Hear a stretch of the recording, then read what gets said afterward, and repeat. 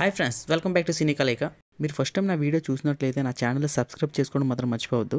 మనం ఎప్పటి నుంచి ఎదురు చూస్తున్న సలార్ మూవీ ఎట్టకేలకి థియేటర్లోకి ఈరోజు రిలీజ్ అయింది.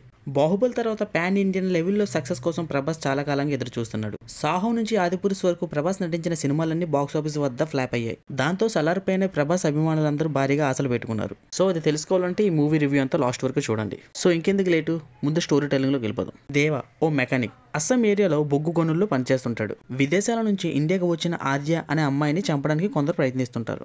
ఆద్యను కాపాడేందుకు బాధ్యతను దేవ తీసుకుంటాడు. దేవ కళ్ళ ముందే ఆద్యపై అటాక్ చేసేందుకు కొందరు రౌడీలు ప్రయత్నిస్తారు. అయితే గొడవలకి దూరంగా ఉంటానని తల్లికి మాటిస్తాడు దేవ. తల్లికి మాట ఇవ్వడంతో వారిని ఎదిరించకుండా మౌనంగా చూస్తుంటాడు. అయితే అదంతా చూస్తున్న తల్లి దేవాన్ని కొట్టమని చెప్తుంది. అయితే ఆ రౌడీల బారి నుంచి ఆద్యని కాపాడుతాడు దేవ. అయితే ఆ తర్వాత ఏమైంది? ఆద్యను వెంటాడుతున్న కన్సర్ మనుషులకు దేవకు ఉన్న సంబంధం ఏంటి? కన్సర్కు రాజు రాజమన్నారు. కొడుకు వరదరాజు రాజమన్నర్కు ప్రాణ స్నేహితుడిగా దేవ ఎలా మారాడు? చిన్నతనంలో దేవ తల్లి కోసం రాజమన్నర్ ఎలాంటి త్యాగం చేశాడు? ఆ త్యాగానికి ప్రతిఫలంగా మళ్ళీ రాజమన్నర్కు దొరను చేయడం కోసం దేవ సాధించిన పోరాటం ఎలాంటి మలుపులు తిరిగింది? కన్సర్ పీఠాన్ని దక్కించుకోవడం కోసం రాజమన్నర్ కుటుంబంలో ఎలాంటి కుట్రలు జరిగాయి? మన్నర్ తెగపై ప్రతీకారం తీర్చుకోవడానికి ఎదురు చూస్తున్న సౌరంగుల తెగకు చెందినదే దేవ. రాజమన్నర్కు అడ్డంగా ఎందుకు నిలబడ్డాడు అన్నదే సలార్ మూవీ కథ. సలార్ మూవీ పక్క ప్రశాంత్ నీల్ మార్క్ కనిపిస్తుంది. కేజీఎఫ్ 2 స్టైల్లోనే కథనాల కంటే హీరోయిజం ఎలివేషన్ కు ఎక్కువగా ఫోకస్ పెట్టి తీశాడు ప్రశాంత్ నీల్.